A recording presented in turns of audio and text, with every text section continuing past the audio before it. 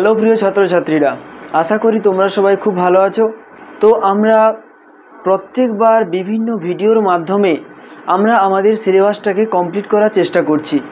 তো যাই হোক, আমরা আজকের এই ভিডিওতে আলোচনা করব যে অংশটা, সেটা হলো কি, দেখো আমরা কিন্তু আলোচনা করছি একাদশ শ্রেণীর এডুকেশন বিষয়ের ফার্স্ট সেমিস্টারে গ্রুপ এ অর্থাৎ ইন্ট্রোডাকশন টু এডুকেশন, এই গ্রুপের unit 2 forms and agencies of education, অর্থাৎ ইউনিট 2তে যে শিক্ষার বিভিন্ন রূপ এবং সংস্থাগুলো রয়েছে সেটা আমরা আলোচনা করছি। তার মধ্যে আমাদের আলোচনা চলছে ফর্মস অফ এডুকেশন অর্থাৎ শিক্ষার বিভিন্ন রূপের ওপর। তো সেখানে আমরা গত ভিডিওতে প্রথাগত শিক্ষা বা ফর্মাল এডুকেশন এই আলোচনা কমপ্লিট করেছি বা এই বিষয়টা সম্পর্কে আমরা ফুল আইডিয়া নিয়েছি। তো যাই হোক, আমরা যেটা নিয়ে আলোচনা করব সেটা হলো কি, আমাদের আজকের আলোচনার পার্ট হলো এই অপ্রথাগত শিক্ষা বা ইনফর্মাল এডুকেশন। তো এই অপ্রথাগত শিক্ষা বা ইনফর্মাল এডুকেশানে আমরা কোন কোন অংশগুলো জানবো, সেটা হচ্ছে কি না, প্রথমত জানবো এর অর্থ বা মিনিং, তারপরে জানবো কনসেপ্ট বা ধারণা, তারপরে জানবো ক্যারেক্টারিস্টিক বা বৈশিষ্ট্য, তারপরে জানবো প্রয়োজনীয়তা, তারপরে জানবো শিক্ষায় ভূমিকা অর্থাৎ রোল ইন এডুকেশন, আর জানবো কি সীমাবদ্ধতা বা লিমিটেশন। এই বিষয়গুলো আমরা প্রথাগত শিক্ষা বা ফর্মাল এডুকেশনেও জেনেছি, তো সেইভাবে আমরা অপ্রথাগত শিক্ষাতেও জানবো। তো প্রথমেই বলে দিই, তোমরা যারা এই চ্যানেলে নতুন আছো চ্যানেলটিকে সাবস্ক্রাইব করে নাও এবং পাশে থাকা বেল আইকন ক্লিক করে চ্যানেলের সঙ্গে থাকো, কারণ আমরা প্রত্যেকটা ভিডিওতে বিভিন্ন ইউনিটগুলো আলোচনা করার পর বা সাব ইউনিটগুলো আলোচনা করার পর প্রত্যেকটা সাব ইউনিটের পরে ইম্পর্টেন্ট এমসিকিউ দিয়ে থাকি এবং সেখান থেকে তোমরা পরীক্ষায় প্রশ্ন পেতে পারো। তো যাই হোক, চলো আমরা আলোচনা শুরু করি। দেখো, প্রথমে রয়েছে কি অপ্রথাগত শিক্ষা বা ইনফর্মাল এডুকেশন, সেখানে আমরা জানবো অর্থ বা মিনিং। ইনফর্মাল এডুকেশন বা অনিয়ন্ত্রিত শিক্ষা, এর অর্থটা কি? দেখো, ইনফর্মাল বা অনিয়ন্ত্রিত, এখানে কোনো নিয়ন্ত্রণ থাকছে না, শিক্ষার্থীর উপর কোনো নিয়ন্ত্রণ থাকছে না। এখানে তারা অনিয়ন্ত্রিতভাবে অবাধ স্বাধীনতার মাধ্যমে যেখান থেকে খুশি তাদের যা মন চায় তারাই তা শিখছে, সেখান থেকেই তারা জ্ঞান অর্জন করছে। অর্থাৎ আমাদের পরিবেশে, বিদ্যালয় বাদে আমাদের পরিবেশে এমন অনেক উৎস, জ্ঞানের উৎস ছড়িয়ে ছিটিয়ে রয়েছে আমাদের চারপাশে, যেগুলোর মাধ্যমে শিক্ষার্থীরা সর্বদা ক্রিয়াপ্রতিক্রিয়ার মাধ্যমে বিভিন্ন বিষয় সম্পর্কে জ্ঞান অর্জন করছে। তো সেই মাধ্যমগুলো কিন্তু বিদ্যালয় হবে না, বিদ্যালয় বাদে যেমন পরিবার, সমাজ, বিভিন্ন ধরনের গণমাধ্যম, যেমন কি না দূরদর্শন, চলচ্চিত্র, রেডিও, টিভি, বেতার, এই সমস্ত যে বিভিন্ন বিষয় রয়েছে, ইন্টারনেট, এটাও হবে। তো এই সমস্ত উৎস থেকে যখন শিক্ষার্থীরা জ্ঞানার্জন করছে বা সেখান থেকে কিছু জানার চেষ্টা করছে, তার জন্য শিক্ষার্থীকে কোনো রকম বাধ্য করা হচ্ছে না অথবা তাদেরকে আটকানো হচ্ছে না। তো তারা নিজের ইচ্ছা মতো অবাধ স্বাধীনতার মাধ্যমে স্বাভাবিকভাবে বিভিন্ন বিষয় সম্পর্কে জ্ঞান অর্জন করছে, অর্থাৎ অনিয়ন্ত্রিত, তাদেরকে কোনো নিয়ন্ত্রণ না থেকে, অর্থাৎ তারা কোনো নিয়ন্ত্রণের মধ্যে না থেকে যে শিক্ষা অর্জন করছে সেটা হলো এই অনিয়ন্ত্রিত শিক্ষা বা অপ্রথাগত শিক্ষা। তো আমরা এই অপ্রথাগত শিক্ষাটাকেই আমরা বলি কি অনিয়ন্ত্রিত শিক্ষা। এটাই হচ্ছে কি অনিয়ন্ত্রিত শিক্ষা বা ইনফর্মাল এডুকেশন। তাহলে অনিয়ন্ত্রিত শিক্ষাটা বোঝা গেল যে এখানে কোনো নিয়ন্ত্রণ থাকছে না, শিক্ষার্থীরা অনিয়ন্ত্রিতভাবে স্বাভাবিক উপায়ে অবাধ স্বাধীনতার মাধ্যমে তার চারপাশে ছড়িয়ে ছিটিয়ে থাকা বিভিন্ন উৎস থেকে যে জ্ঞান অর্জন করছে, তার পদ্ধতিটাই হচ্ছে কি অনিয়ন্ত্রিত শিক্ষা ব্যবস্থা। তাহলে এটা গেল কি অর্থ বা ধারণা। এরপর আসবো কি না এই অনিয়ন্ত্রিত শিক্ষার বৈশিষ্ট্য। দেখো, আমরা এই অনিয়ন্ত্রিত শিক্ষার ধারণা থেকে এর কিন্তু বৈশিষ্ট্য পেতে পারি। অনিয়ন্ত্রিত শিক্ষার, তাহলে আমরা এখন জানবো কি অনিয়ন্ত্রিত শিক্ষার বৈশিষ্ট্য।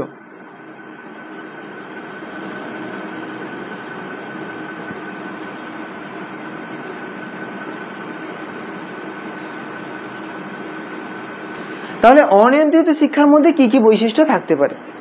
দেখো, অনিয়ন্ত্রিত শিক্ষার মধ্যে প্রথমেই রয়েছে কি না নিয়ন্ত্রণহীন।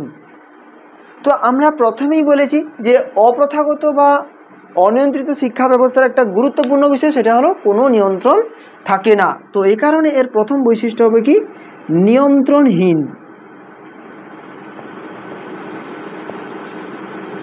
এখানে শিক্ষার্থীদেরকে কোনো রকম বাধ্য করা হয় না জ্ঞান অর্জনের জন্য। এখানে শিক্ষার্থীরা নিজের ইচ্ছা খুশি জ্ঞান অর্জন করে। শিক্ষা ব্যবস্থা যে 4টি প্রধান উপাদান, শিক্ষক, শিক্ষার্থী, পাঠ্যক্রম, পরিবেশ, এখানে কেবলমাত্র শিক্ষার্থীর উপর গুরুত্ব দেওয়া হয়, আর অন্যান্য যে 3টা উপাদান তাকে গুরুত্ব দেওয়া হয় না। তো এ কারণেই বলা হচ্ছে এটা একটা নিয়ন্ত্রণহীন প্রক্রিয়া। আর কি বলতো, এই ধরনের শিক্ষা ব্যবস্থায় কিন্তু কোনো শিক্ষক থাকে না। নিয়ন্ত্রিত শিক্ষা ব্যবস্থায় একটা গুরুত্বপূর্ণ এবং সক্রিয় উপাদান হচ্ছে কী ছিল? শিক্ষক। কিন্তু অনিয়ন্ত্রিত শিক্ষা ব্যবস্থায় শিক্ষক থাকে না। তো এখানে শিক্ষার্থীরা নিজের ইচ্ছা খুশি, নিজের ইচ্ছা মতো, নিজের মন যা চায় সমস্ত বস্তু থেকে, সমস্ত উৎস থেকে জ্ঞান অর্জন করে থাকে। তো এখানে শিক্ষকের প্রয়োজন হয় না। সে কারণে এর দ্বিতীয় বৈশিষ্ট্য থাকছে কি না, শিক্ষক নির্ভর নয়। শিক্ষক নির্ভর নয়। তাহলে এখানে শিক্ষকের কোনো কাজ থাকছে না, অর্থাৎ এখানে শিক্ষকই থাকছে না, শিক্ষার্থীরা নিজেরাই জ্ঞান অর্জন করে বিভিন্ন উৎস থেকে। তো এই কারণে বলা হচ্ছে শিক্ষক নির্ভর নয়। আর কি না, এখানে নির্দিষ্ট পাঠ্য বিষয় থাকে না। এখানে নির্দিষ্ট পাঠ্য বিষয় থাকে না। কারণ কি, এটা যেহেতু শিক্ষার্থীরা তার চারপাশে ছড়িয়ে ছিটিয়ে থাকা বিভিন্ন উপাদান থেকে জ্ঞান অর্জন করে, সেহেতু এর কোনো নির্দিষ্ট পাঠ্যক্রম নেই। শিক্ষার্থীরা নিজের ইচ্ছা খুশি বিভিন্ন বিষয় থেকে, বিভিন্ন জায়গা থেকে জ্ঞান অর্জন করে। শিক্ষার্থী খেলতে গিয়ে জ্ঞান অর্জন করতে পারে, শিক্ষার্থী কারোর সঙ্গে কথা বলতে গিয়ে জ্ঞান অর্জন করতে পারে, আবার শিক্ষার্থীকে স্কুলে যাওয়ার পথে জ্ঞান অর্জন করতে পারে, শিক্ষক শিক্ষার্থীদের সঙ্গে কথা বলতে গিয়ে জ্ঞান অর্জন করতে পারে, তাই না?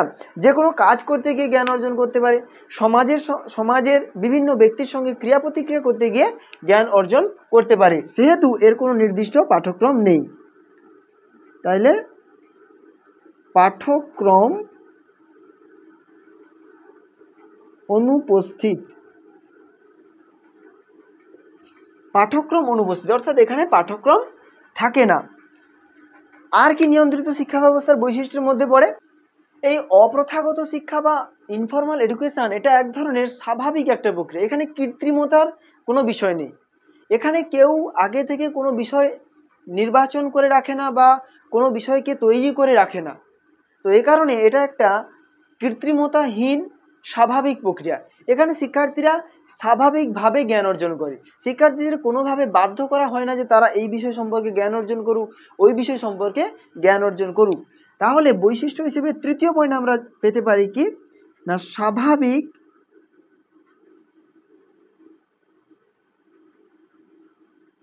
এবং কৃত্রিমতাহীন।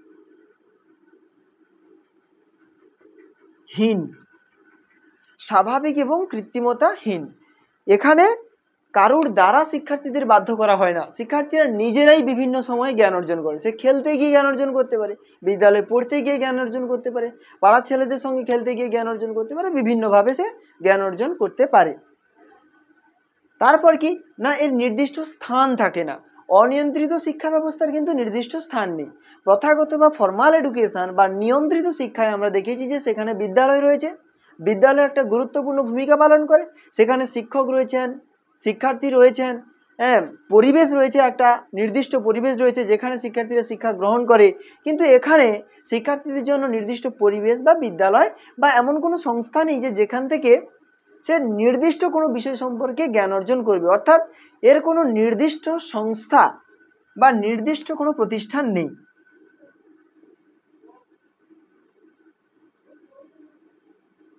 নির্দিষ্ট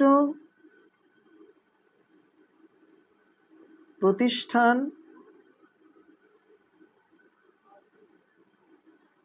অনুপস্থিত।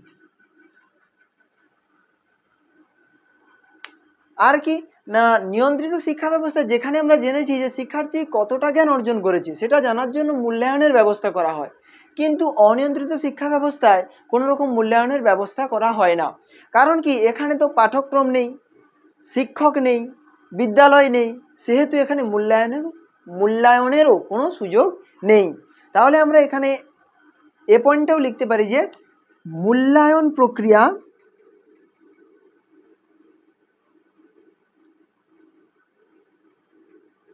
মূল্যায়ন প্রক্রিয়া বর্জিত, অর্থাৎ কি মূল্যায়ন প্রক্রিয়া এখানে থাকে না।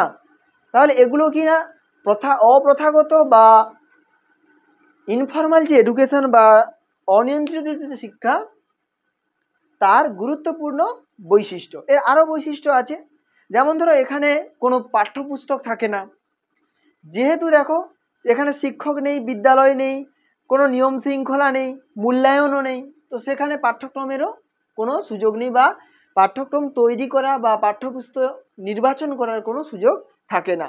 আর এই ধরনের শিক্ষা কি বলতো, এটা একটা গুরুত্বপূর্ণ পয়েন্ট, তো সেটা আমি বলি যে এটা কিন্তু পূর্ব পরিকল্পিত নয়,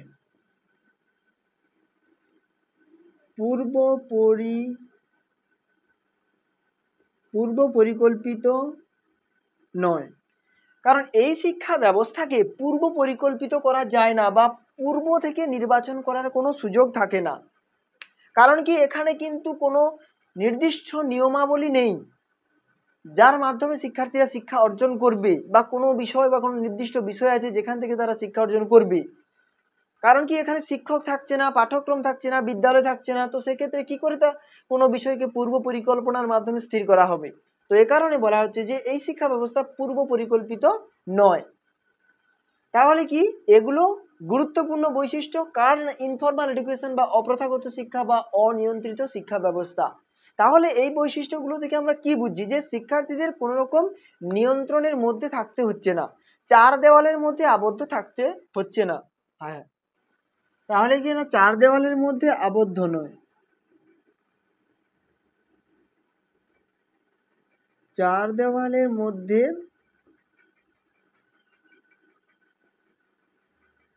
আবদ্ধ নয়। এই শিক্ষা প্রক্রিয়া বা অনিয়ন্ত্রিত বা অপ্রথাগত শিক্ষা ব্যবস্থা কিন্তু চার দেওয়ালের মধ্যে আবদ্ধ নয়। শিক্ষার্থীরা যেখান থেকে পারে সেখান থেকে জ্ঞান অর্জন করবে, সেটা ট্রেনে হতে পারে, বাসে হতে পারে, কোনো অনুষ্ঠানে হতে পারে, কোনো যাত্রা হতে পারে, কোনো নাটক হতে পারে, ইত্যাদি বিভিন্ন জায়গা থেকে শিক্ষার্থীরা জ্ঞান অর্জন করতে পারে, যেটা কিনা চার দেওয়ালের মধ্যে আবদ্ধ থেকে নয়। তো এগুলো গেল কি না অপ্রথাগত শিক্ষা বা অনিয়ন্ত্রিত শিক্ষা ব্যবস্থার গুরুত্বপূর্ণ বৈশিষ্ট্য। এবার আমরা জানবো কি এর প্রয়োজনীয়তা জানবো, বা শিক্ষায় ভূমিকা। এর প্রয়োজনীয়তা, শিক্ষায় ভূমিকা, উপযোগিতা, এটা সবই হচ্ছে আমরা একটাই পয়েন্টের মাধ্যমে জানবো, সেটা কি না এর রোল বা ভূমিকা। তাহলে এখন আমরা জানবো কি না অনিয়ন্ত্রিত শিক্ষা ব্যবস্থার প্রয়োজনীয়তা। এটা আমরা প্রয়োজনীয়তা ভাবতে পারি উপযোগিতা, ভাবতে পারি শিক্ষায় ভূমিকা ইত্যাদি। তাহলে অনিয়ন্ত্রিত শিক্ষা ব্যবস্থা কোন কোন ক্ষেত্রে আমাদের সহায়তা করছে? তো এই অপ্রথাগত শিক্ষা ব্যবস্থার গুরুত্বপূর্ণ যে প্রয়োজনীয়তাগুলো বা উপযোগিতাগুলো যেগুলো আমরা দেখতে পাই, সেগুলো কি? এই অপ্রথাগত শিক্ষা শিক্ষার্থীদের মধ্যে জ্ঞানের স্পৃহা বৃদ্ধি করে, জ্ঞানের স্পৃহা বৃদ্ধি করে। শিক্ষার্থীরা যেহেতু বিভিন্ন জায়গা থেকে জ্ঞান অর্জন করে, সেহেতু শিক্ষার্থীরা আস্তে আস্তে তারা আরও বিভিন্ন জায়গা থেকে জ্ঞান অর্জন করার যে ইচ্ছা বা প্রবণতা, সেটা তাদের মধ্যে জেগে ওঠে। কারণ কি না তারা বিভিন্ন জায়গা থেকে, বিভিন্ন মাধ্যম থেকে, বিভিন্ন উৎস থেকে কোনো বিষয় সম্পর্কে, সে যে কোনো বিষয় হতে পারে, তারা জানতে পারছে। তো সে কারণে তাদের জানার যে চাহিদা বা জানার যে ইচ্ছা, সেটা ধীরে ধীরে বেড়ে চলে। তো এ কারণে বলা হচ্ছে যে অনিয়ন্ত্রিত শিক্ষা ব্যবস্থা আমাদের মধ্যে জ্ঞানের স্পৃহাকে বাড়িয়ে তোলে। আর কি না এই যে জ্ঞান অর্জন করছে শিক্ষার্থীরা বিভিন্ন জায়গা থেকে, সেই জ্ঞানগুলোর মধ্যে কিন্তু সমন্বয় ঘটে। কীরকম সমন্বয় ঘটে বলতো? হয়তো আমরা বইতে অপ্রথাগত শিক্ষা পড়লাম, আবার শিক্ষালয় শিক্ষকের কাছে অপ্রথাগত শিক্ষা সম্পর্কে জানলাম, হয়তো বা তোমরা আমার কাছ থেকে ভিডিওর মাধ্যমে অপ্রথাগত শিক্ষা সম্পর্কে জানলে। তাহলে তিনটে জায়গা থেকে আমরা যে জ্ঞানগুলো পেলাম, সেটা একত্রিত করে সম্পূর্ণ অপ্রথাগত শিক্ষার সম্পর্কে একটা কংক্রিট বা সলিড ধারণা তৈরি করতে পারলাম। তাহলে কি হলো, অভিজ্ঞতাগুলোর মধ্যে সমন্বয় বা সমষ্টি ঘটলো। তো এ কারণে অনিয়ন্ত্রিত শিক্ষা ব্যবস্থা কি করে, অভিজ্ঞতার সমন্বয় করে, অভিজ্ঞতার সমন্বয়। আর কি না, ক্রিয়া প্রতিক্রিয়ায় পটু। দেখো অনিয়ন্ত্রিত শিক্ষা ব্যবস্থায় কি হয় যে যারা হচ্ছে অনিয়ন্ত্রিত শিক্ষার মাধ্যমে শিক্ষা অর্জন করছে, মানে শিক্ষা অর্জন বলতে জ্ঞান অর্জন করছে বিভিন্ন জায়গা থেকে। ধরো তুমি সাপোজ যাত্রায় কোনো একটা লাইন শুনলে যেটা তোমার মনের মধ্যে দাগ কাটলো, তুমি তোমার থেকে সিনিয়র যারা তাদের সঙ্গে কথা বলতে গিয়ে তাদের কাছ থেকে এমন কোনো কথা শুনলে তুমি ভাবলে যে এই বিষয়গুলোকে আমি আমার জীবনের মধ্য দিয়ে, আমি আমার কাজের মধ্য দিয়ে প্রকাশ করি। তাহলে এই যে ভাবনাগুলো, এগুলো আমরা কিভাবে পাচ্ছি, তার সঙ্গে ক্রিয়া প্রতিক্রিয়ার মাধ্যমে। তাহলে এইভাবে আমরা যখন অনেক ব্যক্তির সঙ্গে ক্রিয়া প্রতিক্রিয়া করব, তখন আমাদের এই ক্রিয়া প্রতিক্রিয়া করার যে দক্ষতা সেটা বৃদ্ধি পাবে। তাহলে এ কারণেই বলা হচ্ছে যে ক্রিয়া প্রতিক্রিয়া দক্ষ করে তোলে এই অপ্রথাগত শিক্ষা বা অনিয়ন্ত্রিত শিক্ষা।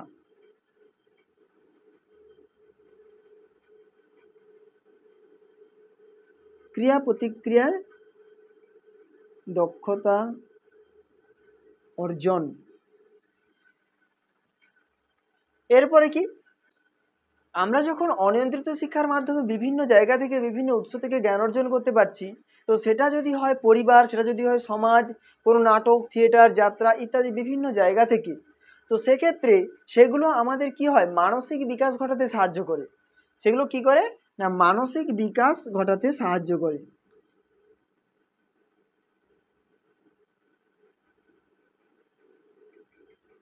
ঘটাতে সাহায্য করে। তাহলে কি হয় না, এই অপ্রথাগত শিক্ষা বা অনিয়ন্ত্রিত যে শিক্ষা ব্যবস্থা, সেটা কি করছে না, মানসিক বিকাশ ঘটাতে সাহায্য করছে। বিভিন্নভাবে মানসিক বিকাশ ঘটায়। ধরো আমরা কোনো একটা যাত্রা বা কোনো নাটক থেকে আমরা এমন কিছু কথাবার্তা শুনলাম যেটা আমাদের মনের মধ্যে দাগ কাটলো, তো সেক্ষেত্রে কি হয়, আমাদের মানসিক বিকাশটা সেখানে পরিবর্তিত হতে থাকে। বা তুমি হয়তো অন্য কোনো কাজ করতে, সেই কথাটা শোনার পরে সেই কাজটাকে আরো ডেভেলপ করার চেষ্টা করলে, উন্নত করার চেষ্টা করলে, তাহলে কি হলো, তোমার মানসিক বিকাশ ঘটলো। তাহলে অনিয়ন্ত্রিত শিক্ষা ব্যবস্থা মানসিক বিকাশ ঘটাচ্ছে। আর কি না, এই অনিয়ন্ত্রিত শিক্ষা ব্যবস্থার মাধ্যমে নৈতিক বিকাশ ঘটে।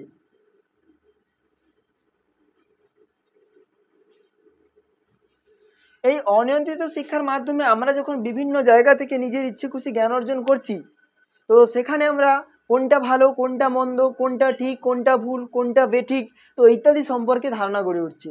তো এটাই হচ্ছে নৈতিক বিকাশ, অর্থাৎ কি ন্যায় নীতির যে বিকাশ আমাদের মধ্যে ঘটে, তো সেটাই হচ্ছে নৈতিক বিকাশ। আর এর পেছনে অনিয়ন্ত্রিত শিক্ষা ব্যবস্থার একটা গুরুত্বপূর্ণ ভূমিকা রয়েছে। কারণ কি, পরিবারের মধ্যে আমরা বিভিন্ন যে প্রক্ষোভ দেখতে পাই, হ্যাঁ, তো সেখানে রাগ, ভয়, আনন্দ, বেদনা ইত্যাদি যে প্রক্ষোভগুলো, এগুলোও কিন্তু আমাদের মনের মধ্যে, মস্তিষ্কের মধ্যে, আমাদের মানসিক বিষয়ের মধ্যে একটা গুরুত্বপূর্ণ প্রভাব বিস্তার করে। তো সেখান থেকে আমাদের মধ্যে ন্যায় নীতির একটা ধারণা গড়ে উঠতে পারে, গড়ে ওঠেও বটে।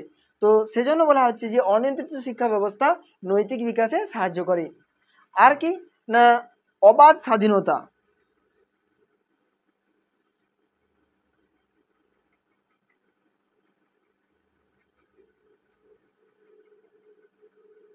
অবাধ স্বাধীনতা, এখানে শিক্ষার্থীদের কি করা হয়, কোনো রকম বাধা দেওয়া হয় না। যে কোনো কাজে তারা নিজের ইচ্ছে খুশি যেখান থেকে পারে সেখান থেকে জ্ঞান অর্জন করছে। তাহলে কি, এখানে শিক্ষার্থীদের অবাধ স্বাধীনতা দেওয়া হচ্ছে। অবাধ স্বাধীনতা দেওয়ার ফলে শিক্ষার্থীরা তাদের নিজের মনে যা কিছু প্রশ্ন আসছে তার উত্তর খোঁজার চেষ্টা করছে, ক্রিয়া প্রতিক্রিয়ার মাধ্যমে বিভিন্ন জায়গা থেকে তারা জ্ঞান অর্জনের চেষ্টা করছে। কেন, যেহেতু তাদেরকে অবাধ স্বাধীনতা দিয়ে দেওয়া হয়েছে, এই কারণে তারা চাইছে নিজের মনের মধ্যে যে কোনো বিষয় সম্পর্কে যদি জানার চেষ্টা হয়, তারা জানতে চাইছে বিভিন্ন জায়গা থেকে। সেটা বিভিন্ন জায়গা হতে পারে, সমাজ হতে পারে, পরিবার হতে পারে, পরিবারের লোকজন হতে পারে, অন্যান্য কোনো সদস্য হতে পারে। তো যাই হোক, এর মূল কারণ হচ্ছে কি, অবাধ স্বাধীনতা দেওয়ার জন্য। তাহলে এটা গেল কি, অবাধ স্বাধীনতা। তো এরপর আর একটা পয়েন্ট আমরা আলোচনা করতে পারি, সেটা হচ্ছে কি, এখানে হবে না, তো এখানে বলি যে জ্ঞানের ক্ষেত্র বৃদ্ধি।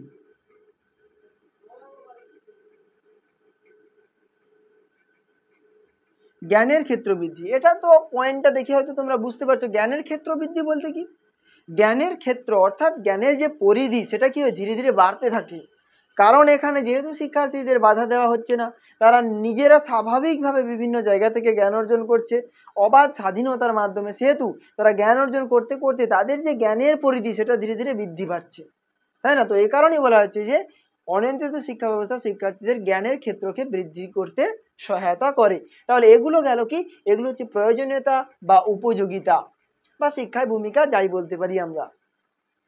তো এরপর আমরা জানবো কি তার সীমাবদ্ধতা বা লিমিটেশন। তাহলে এই লিমিটেশন বা সীমাবদ্ধতা বিষয়টা আমরা জানবো। তাহলে এরপর আমাদের আলোচনার বিষয় কি, তাহলে এখন আমরা জানবো কি না এই অপ্রথাগত শিক্ষা ব্যবস্থা বা অনিয়ন্ত্রিত শিক্ষা ব্যবস্থা বা ইনফর্মাল এডুকেশন এর সীমাবদ্ধতা বা লিমিটেশন বা কোন কোন অসুবিধাগুলো এই শিক্ষা ব্যবস্থার মধ্যে রয়েছে সেগুলো আমরা জেনে নেব। তাহলে কি সীমাবদ্ধতা বা লিমিটেশন,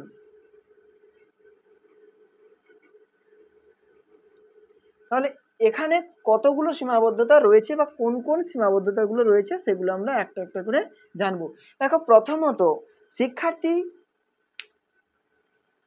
ক্রিয়া প্রতিক্রিয়ার মাধ্যমে জ্ঞান অর্জন করছে, ঠিক আছে, কোথাও থেকে কিছু শুনে জ্ঞান অর্জন করছে, সে রেডিও হোক, চলচ্চিত্র হোক, যাই হোক, কিন্তু সেখান থেকে সে সম্পূর্ণ বিষয়টাকে কিন্তু জানতে পারছে না বা তার মধ্যে সম্পূর্ণ জ্ঞানের গঠন সেখানেই হয়ে যাচ্ছে না। ওই বিষয়টা সম্পর্কে সে যখন আবার কোনো জায়গায় শুনবে বা জানবে, তখন আগের জ্ঞানের সঙ্গে আগের অভিজ্ঞতার সঙ্গে বর্তমান অভিজ্ঞতার একটা সংমিশ্রণ হবে, সেখান থেকে সে জানতে পারবে, তাই না? তো সে কারণে বলা হচ্ছে যে এই শিক্ষা ব্যবস্থা কিন্তু জ্ঞানটাকে সম্পূর্ণ করে না। তাহলে এখানে আমরা সীমাবদ্ধ বলতে পারি যে সম্পূর্ণ জ্ঞানার্জনে ও সামর্থ্য, অর্থাৎ কি এই শিক্ষা শিক্ষার্থীকে কোনো বিষয় সম্পর্কে জ্ঞান তো অর্জনে সহায়তা করে, কিন্তু সেই জ্ঞানটাকে সম্পূর্ণ সমস্ত দিক থেকে যে সলিড একটা জ্ঞান অর্জনে সহায়তা করবে তা কিন্তু নয়। জ্ঞান অর্জনে সহায়তা করে কিন্তু সম্পূর্ণ জ্ঞান অর্জনে সহায়তা করে না। তো সেই রূপ চাহিদা পূরণ, শিক্ষার্থী হয়তো বা কোনো ব্যক্তি হয়তো কোনো কিছু জানতে চাইছে, কারো কাছ থেকে ধরো সেই বিষয়টা সম্পর্কে সে জানতে চায়, তখন সে তাকে জিজ্ঞাসা করে, তো সেখানে সে তাকে কিছুটা অংশ বলে, সে তার বন্ধু হোক বা তার থেকে কোনো সিনিয়র ব্যক্তি হোক, যাই হোক, কিন্তু সেখান থেকে তার চাহিদা অনুযায়ী সম্পূর্ণ বিষয়টা জানতে পারে না। তাছাড়া আর দেখো, বর্তমানে কিন্তু জ্ঞান বিজ্ঞানের যুগে বর্তমানে নতুন নতুন ধারণা, নতুন নতুন তথ্য, নতুন নতুন বিভিন্ন তত্ত্ব আমাদের কাছে আসছে। তো সেই সমস্ত বিষয়গুলোকে জানার জন্য এই পরিবার, সমাজ, হ্যাঁ, সমাজের সদস্যদের সঙ্গে ক্রিয়া প্রতিক্রিয়া করা এটাই যথেষ্ট নয়। এর জন্য দরকার বিদ্যালয়, অভিজ্ঞ শিক্ষক, পাঠ্যক্রম, উপযুক্ত পরিবেশ। কিন্তু অনিয়ন্ত্রিত শিক্ষা ব্যবস্থা এগুলো থাকছে না, সে কারণে শিক্ষার্থীরা তাদের চাহিদা অনুযায়ী যে জ্ঞান অর্জন সেটা করতে পারছে না, তাহলে চাহিদার পরিতৃপ্তি ঘটাচ্ছে না। চাহিদার পরিতৃপ্তিতে অসামর্থ্য, তাহলে চাহিদার পরিতৃপ্তিতে অসামর্থ্য, কারণ কি এই শিক্ষা ব্যবস্থা শিক্ষার্থীর সকল চাহিদার পরিতৃপ্তি ঘটাচ্ছে না। দেখো, এই অনিয়ন্ত্রিত শিক্ষা ব্যবস্থায় কিন্তু সৃজনশীলতার কোনো বিষয় থাকছে না, অর্থাৎ শিক্ষার্থীরা যে নতুন নতুন কোনো ধারণা এখান থেকে পাবে সেটার কিন্তু বিশেষ সুযোগ নেই। তো এ কারণে বলা হয় যে সৃজনশীলতা বর্জিত একটা প্রক্রিয়া। কারণ কি, নতুন নতুন জিনিসকে আমরা জানতে হলে আমাদের দরকার অভিজ্ঞ ব্যক্তি, সেটা কিন্তু সবসময় আমাদের পাওয়া সম্ভব নয়। তো এ কারণে বলা হয় যে সৃজনশীলতাহীন,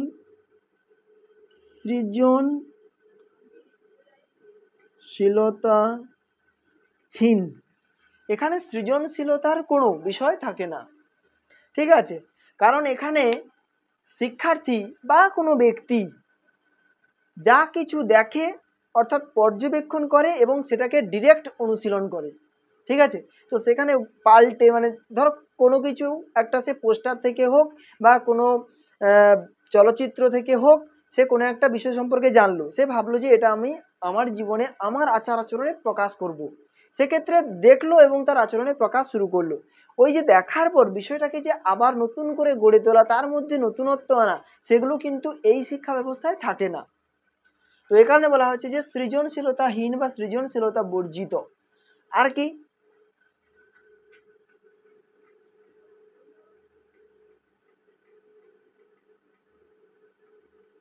বিশ্বাসযোগ্য নয়।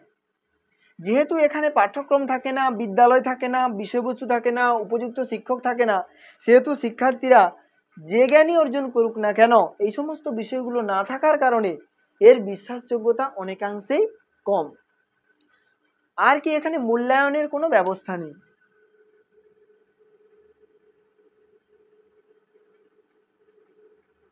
মূল্যায়ন বর্জিত। মূল্যায়ন বর্জিত হওয়ার কারণে কি সমস্যা হয় বলো তো? কারণ শিক্ষার্থী তো বিভিন্ন জায়গা থেকে জ্ঞান অর্জন করছে, কিন্তু সেই জ্ঞানটা কতটা সঠিক বা তার মধ্যে কতটা ভুল রয়েছে সেটা জানার কোনো উপায় থাকছে না, যেটা কিন্তু নিয়ন্ত্রিত শিক্ষা ব্যবস্থায় অবশ্যই আছে, কারণ সেখানে পরীক্ষার ব্যবস্থা রয়েছে। কিন্তু এখানে পরীক্ষা ব্যবস্থা নেই, সে কারণে বলা হচ্ছে যে নিয়ন্ত্রিত শিক্ষা ব্যবস্থা একটা মূল্যায়ন বর্জিত প্রক্রিয়া। সেখানে শিক্ষার্থীরা যে জ্ঞান অর্জন করলো তার কার্যকারিতা বা সেটা কতটা সঠিক কতটা বেঠিক এটা জানার কোনো উপায় নেই। তো আর কি রয়েছে অনিয়ন্ত্রিত শিক্ষা ব্যবস্থার সীমাবদ্ধতা বা অসুবিধার মধ্যে? মূল্যায়ন হলো বিশ্বাসযোগ্যতা হলো, সৃজনশীলতা থাকছে না, শিক্ষার্থীর চাহিদা পরিতৃপ্তি করতে পারছে না সম্পূর্ণভাবে, আর সম্পূর্ণ জ্ঞানার্জনেও সাহায্য করতে পারছে না। আর কি, শিক্ষার্থীদের সুযোগ অনেক কম।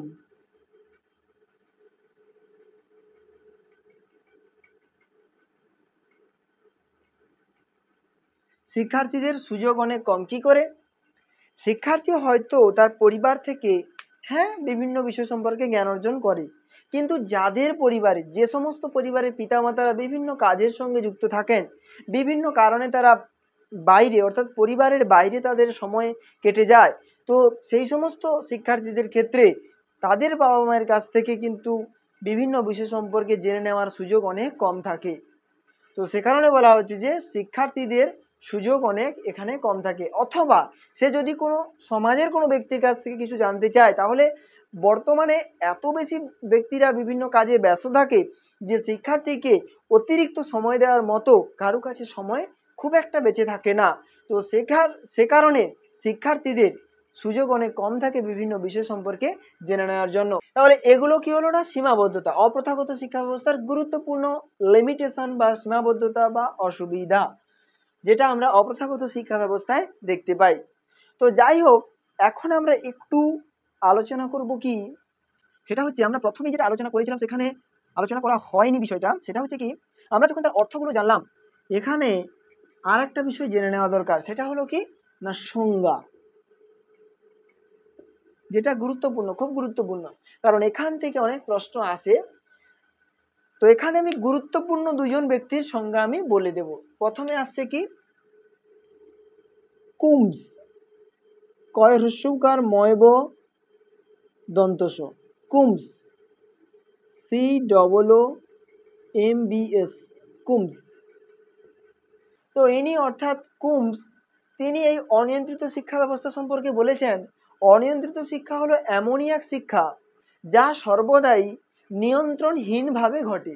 তো এটা বলেছেন কি কুমস। তাহলে তিনি বললেন কি না অনিয়ন্ত্রিত শিক্ষা ব্যবস্থা হচ্ছে এমনই এক শিক্ষা প্রক্রিয়া যা সর্বদাই নিয়ন্ত্রণহীনভাবে ঘটে, অর্থাৎ এখানে কোনো নিয়ন্ত্রণ থাকে না। তো এরপর জেপি নায়ক, জেপি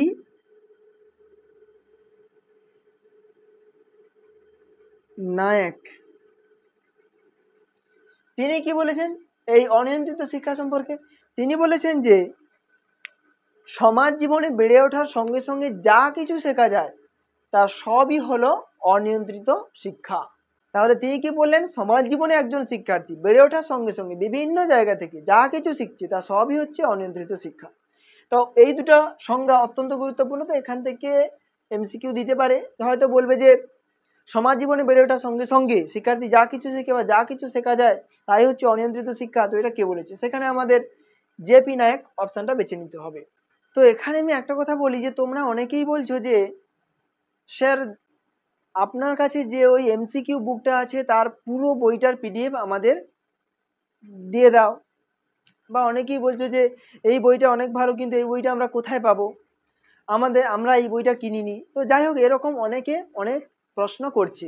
তো সেক্ষেত্রে আমি বলি, আমি একটা হোয়াটসঅ্যাপ গ্রুপ খুলবো, যেখানে আমি প্রতিনিয়ত বিভিন্ন জায়গা থেকে, যেখান থেকে বিভিন্ন বিষয় সম্পর্কে যত এমসিকিউ পাবো কিছুটা কিছুটা করে আমি সেই গ্রুপে দিতে থাকবো, এবং সেই সমস্ত টপিকের উপর যেগুলো আমরা আলোচনা করে ফেলেছি, তো সেই সমস্ত বিষয়ের উপর যে এমসিকিউগুলো আমি পাবো সেগুলো আমি ওখানে অল্প অল্প করে দিতে থাকবো।